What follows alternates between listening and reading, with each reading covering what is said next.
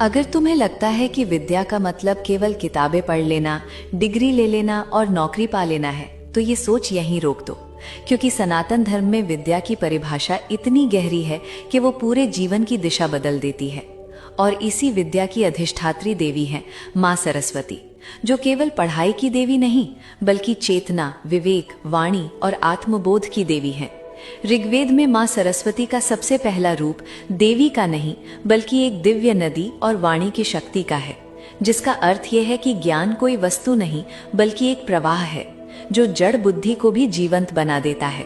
वही कारण है कि ऋग्वेद में उन्हें प्रेरणा देने वाली शक्ति कहा गया है।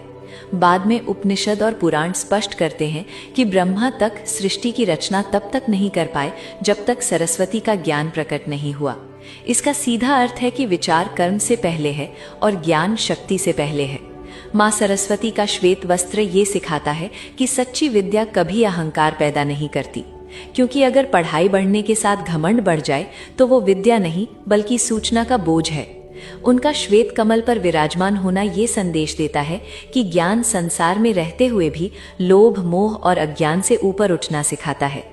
उनकी हाथों में वीणा जीवन के संतुलन का प्रतीक है, जो बताती है कि विद्या केवल तर्क नहीं है, बल्कि भाव, अनुशासन और संवेदनशीलता का समन्वय है। पुस्तक ये दर्शाती है कि शास्त्र और परंपरा के बिना ज्ञान दिशाहीन हो जाता है। माला ये सिखाती है कि बिना साधना, अभ्यास और धैर्य के विद्या कभी फल नहीं देती। और उनका वाहन हंस विवेक का सबसे गहरा प्रतीक है। बसंत पंचमी केवल त्योहार नहीं, बल्कि ये संकेत है कि विद्या जड़ता तोड़ती है, नई सोच जगाती है और चेतना में वसंत लाती है।